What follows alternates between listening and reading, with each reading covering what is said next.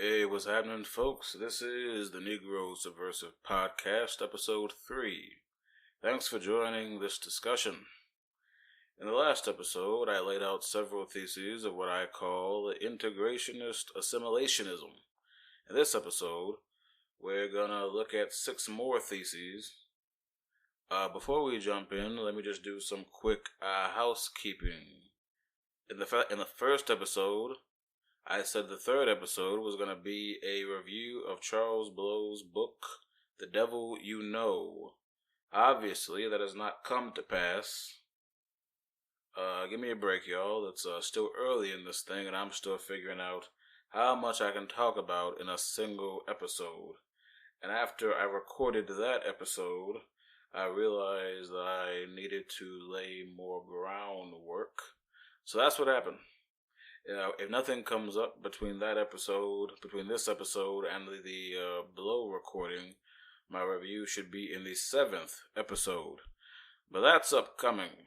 As for the meantime, in the between time, it's Integrationist-Assimilationism. Let's go. Thesis 6. Racism is based on whites being misinformed collectively or individually about black Africans. This one is relatively straightforward. It's the idea that the more you spread information, positive information, the more the European majority will change its mind. And that when it changes its mind, that will influence the way that it and its members orient themselves toward the prospect of black liberation. Now let me be clear. There is misinformation, but that's not where the racism came from. It's the other way around. The misinformation came from the racism, as white colonizers and slave drivers invented justifications for their brutality. And so while individuals may have been indoctrinated into white supremacy through misinformation, because the misinformation was created to justify an already existing system, that same system will react against any effort to undo the misinformation on which it is based. And as I said earlier, sitting around trying to nursemaid white people's delusions, especially since those delusions lead to material prosperity for them, is not something we should be doing for 1 second longer than we have to. But that's my view. Either way, that's thesis 6, I should clarify. I'm not even necessarily saying that these theses are incorrect. Well, actually, I am. But whether you think these theses, whether you agree with me or not, that these theses are incorrect, I think it's hard to argue that these are the theses that integrationist-assimilationism is based on. So you can disagree with my assessment that the theses are incorrect, but still acknowledge that these are the unspoken assumptions of the integrationist-assimilationist model of history. Thesis 7. The misinformation which racism is supposed to be based on can be remedied through whites becoming aware of black achievement. This obviously falls directly from Thesis 6. It follows directly from Thesis 6. And if you think that 6 is true, you may also think that one way to correct the misinformation is through publicizing black achievement. This ignores the reality of confirmation bias, which is the tendency humans have to focus on information that confirms what they already believe.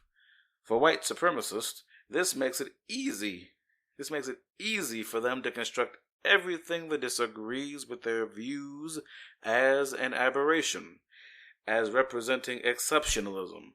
They would say that these exceptional examples don't tell you anything about the group as a whole. Plus, they would say there's affirmative action, which makes everything easier for blacks, because we all know they can't compete. That's what white supremacists would say. By the way, there's a fascinating video of an interview with George Lincoln Rockwell, the founder and leader of the American Neo-Nazi Party, where he straight up says, there are some Negroes that are superior to some whites, and he cites Malcolm X as an example of someone, and he says Malcolm X is probably smarter than he is. But then he attributes that to white blood. He knows that Malcolm X had a level of white ancestry, and he mentions other people who had white ancestry. So that's one way to argue for. That is one way to explain away exceptions. Now, of course, what he would have done with people like Martin Delany and other folks who did not have that level of European admixture, I don't know. Nazis are not known for their consistency. The other thing about that always struck me as kind of interesting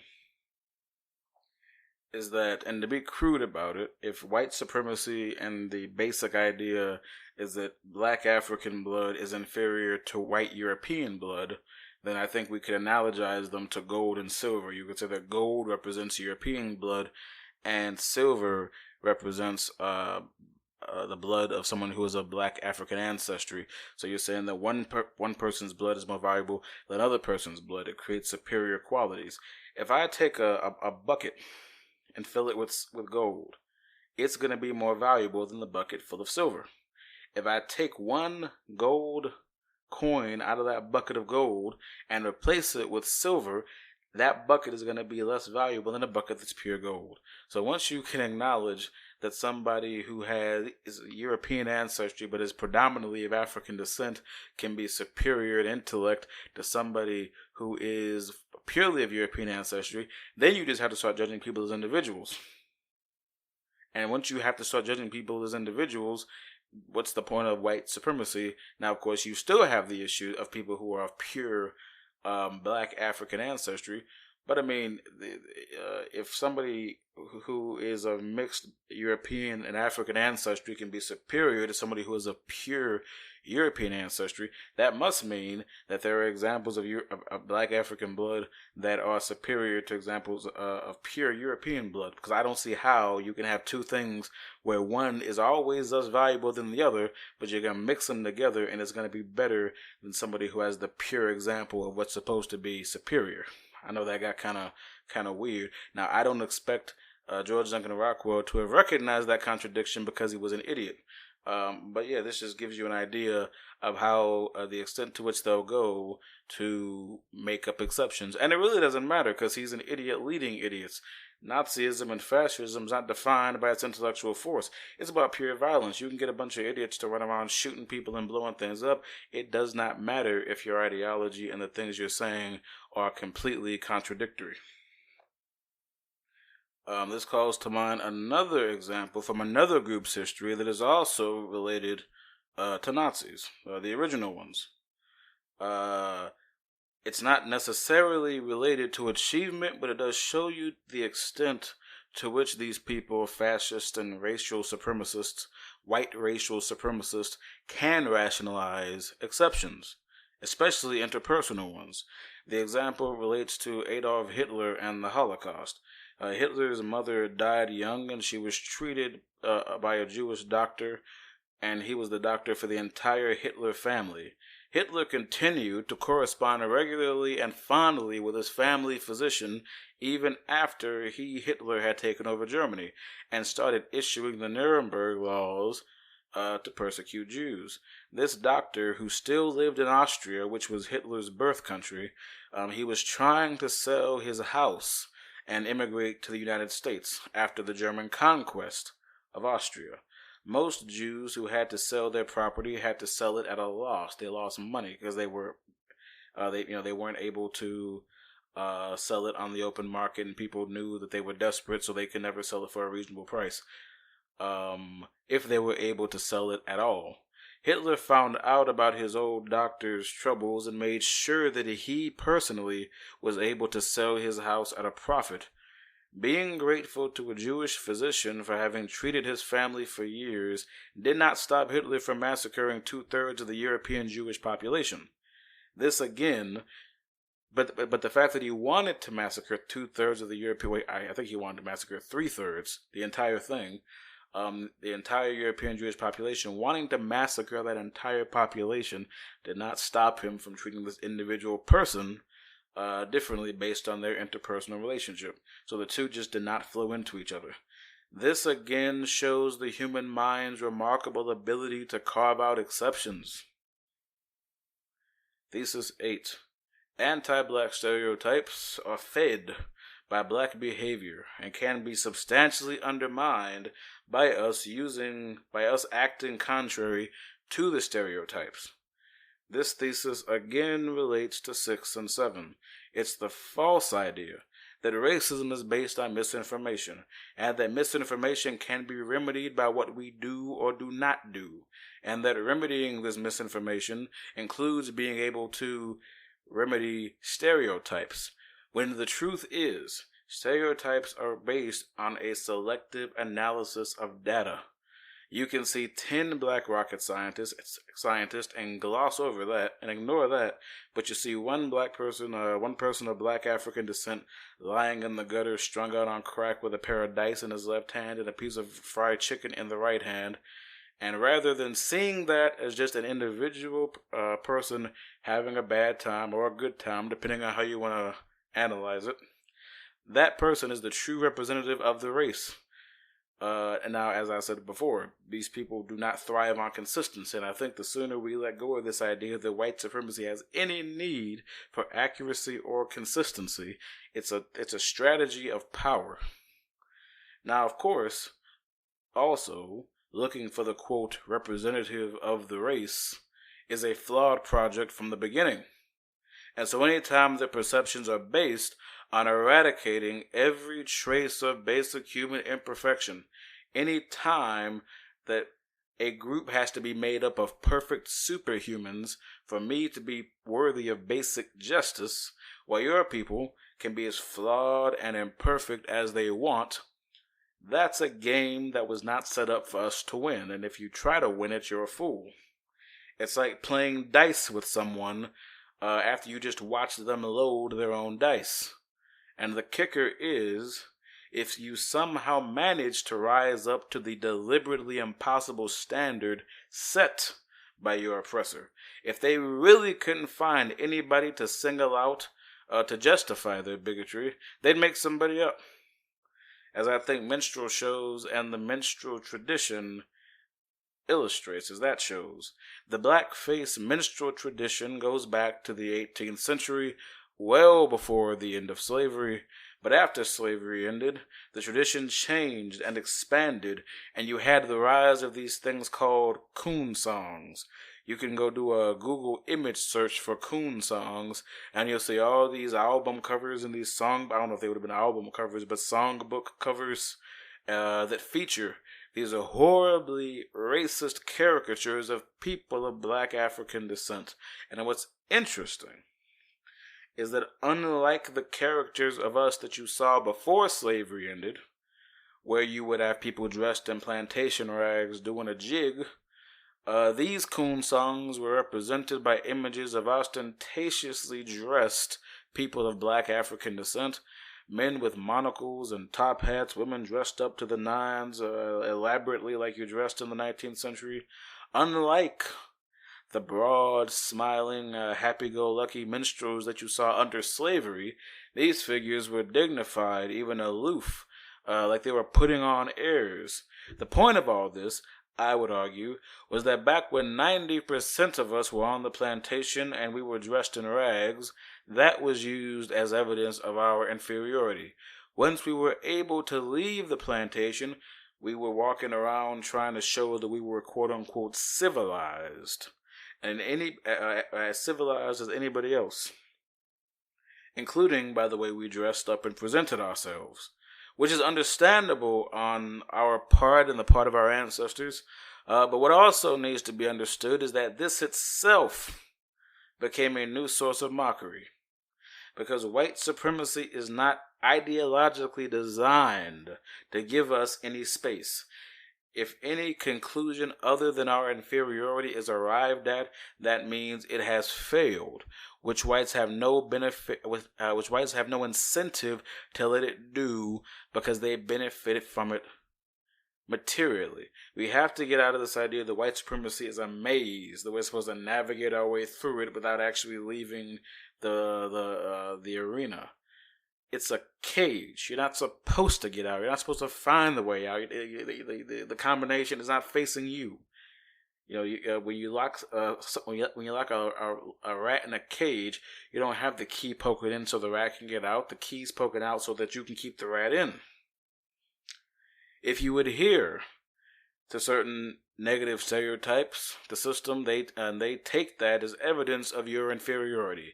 If you try not to adhere to the stereotypes, that's just proof in the white supremacist mind that you accept white superiority and feel the need to imitate it.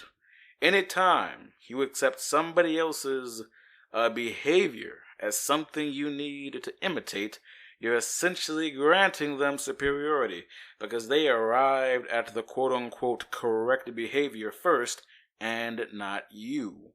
This is why cultural racism is still racism.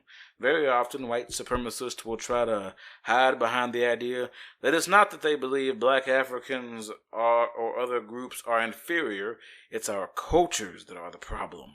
We just need to be more like the whites. But how can you argue that my culture is inferior and white culture is superior without arguing that whites are superior and I'm inferior? Why would a superior people create an inferior culture? Why would an equal people create an inferior culture? There is no coherent way to argue that I need to put down the culture that my ancestors invented and picked in order to pick up the culture that your ancestors invented without arguing that my ancestors were inferior to your ancestors and that I am therefore inferior to you. Thesis 11. Put some space between that. Now, Thesis 11. Progress toward black liberation is inevitable. There's a parenthesis. Black liberation is here defined as the point at which being of black African descent does not correlate with negative social indicators, poverty, incarceration, etc., close parentheses.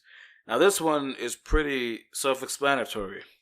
Embedded in integrationist-Assimilationism is the assumption that progress is inevitable. That's why folks think they can't or don't have to ask themselves if a change of direction is necessary. I do think that over time, as people struggle towards a particular goal, they organize better, they learn from past mistakes, and they refine what they're doing. In fact, that's what I'm trying to do now and participate in now. I am attempting to correct and address past mistakes in struggle, organization, and ideology so that we can progress. Because it is only through study and trying an analysis and trying to avoid repeating past mistakes at the level of struggle and organization that we can progress, recognizing that progress is not inevitable, entails not buying into the myths that Americans tell about themselves, and being able to evaluate the past and present as objectively and accurately as possible. Which brings me to Thesis 13. I'm actually going to put Theses 12 and 13 together. Thesis 12 is that positive indicators indicate absolute progress. So, for instance, if you see that Johns Hopkins has just hired its first black head of neurosurgery or something like that, that somehow reflects overall group progress, rather than just progress for black neurosurgeons. Black neurosurgeons are at Johns Hopkins, or just that particular person who just got promoted to the head of neurosurgery. This fails to account for the fact that you can have progress in one sector without progress in another. And the progress you're having in one sector is likely to be concentrated around the elite, while the sectors that represent the majority of our population, particularly the most marginalized and the most vulnerable, tend to show the least progress. Because that's what being an elite means, getting a bigger share than those who are not elite. So if you think of progress as a pie, the black elites tend to get served first and they get better pieces. So judging how well fed you are by how well fed they are will have you out here starving. So the two should be separated. A black vice president, a black secretary of defense, those can be considered positive indicators, at least in terms of the racial progress within the top of the executive branch of the federal government. But in terms of the whole of the community, they're positive indicators that are really meaningless. Therefore, they do not indicate absolute progress toward black liberation. That was Thesis 12. Thesis 13 places Theses 11 and 12 in conversation with each other. That thesis is, because progress is inevitable and positive indicators indicate progress, it is therefore logical to treat positive indicators as the true reflection of black prospects in this country, while negative indicators are to be treated as aberrations, which will eventually be fixed through the inevitability of progress. And that gets a little convoluted. So basically, if you buy 11 and 12, that makes it possible for you to treat positive indicators as indicating our actual progress. And because you are already taking for granted that progress is inevitable, that makes it easier for you to treat negative indicators like aberrations, like they're just leftovers that we're still trying to correct. It doesn't matter for how many decades the positive indicators keep not translating into positive outcomes across the board for the masses and the elite, and how they keep moving the goalposts and finding new ways to keep us at the bottom, no matter how much society changes. You keep believing that time will naturally push you forward because you've convinced yourself, in spite of all the evidence, that progress is inevitable. That's how this faith in inevitable progress warps our ability to accurately assess objective reality. Now, Thesis 14. And finally, we get to Thesis 14, which I might call the money shot. Thesis 14 states that if a particular model, such as integrationist-assimilationism, has rendered any tangible benefits whatsoever, this is sufficient to indicate that it is the best possible model. What am I saying? In the essay, Why I Am a Black Separatist, I offer a short parable. Let's say you've been traveling along one road for 1,000 miles. Suddenly, you get to a point where the road leads directly into a canyon. You look to your left, off in the distance, and there's a bridge across the canyon. Now, the path over to that road that leads to the bridge might be overgrown with weeds. There might be potholes in the way, boulders to climb over. But you can see very clearly that the road over there leads to a bridge that leads across the canyon. Now, the road itself may be full of potholes and boulders, while the road that you've been following so far has been relatively smooth. Or maybe it was a lot rougher in the past, but it's gotten smoother lately. But now there's a canyon. Should you stay on the road that you're on and remain perched on the edge of the canyon? Should you jump in? Or should you walk over to the other road which leads to a bridge, cross the bridge, and then keep going? Obviously, you should take the road that leads to the bridge. I'm not going to sit here and act like integrationist assimilationism has not produced examples of of tangible progress of a kind. The question is, should we continue on this road, and has this road taken us as far as we could have gone? If I'm going to be honest and fair, which I always try to be, when we've tried to exercise autonomy, that has been systematically undermined. Obviously, this is the year of the 100th anniversary of the destruction of Greenwood, Oklahoma, known as the Black Wall Street. So on some level, we've taken the integrationist-assimilationist road because it's been a road that we've been allowed to take. Because as much resistance as there was on that road, it did not have the same level of resistance as the route leading to autonomy. Nevertheless, autonomy is something we should be pushing for whenever we get the chance.